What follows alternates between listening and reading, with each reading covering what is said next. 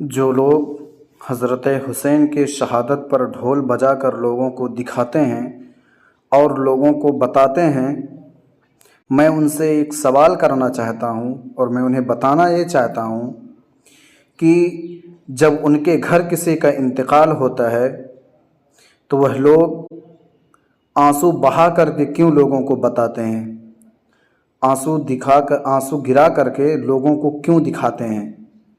जब उनके घर किसी का इंतकाल हो जाता है तब उस वक्त ढोल क्यों नहीं बजाते हैं, ढोल ताशा उस वक्त क्यों नहीं बजाते हैं। उस वक्त भी ढोल बजा करके लोगों को दिखाना चाहिए, लोगों को बताना चाहिए।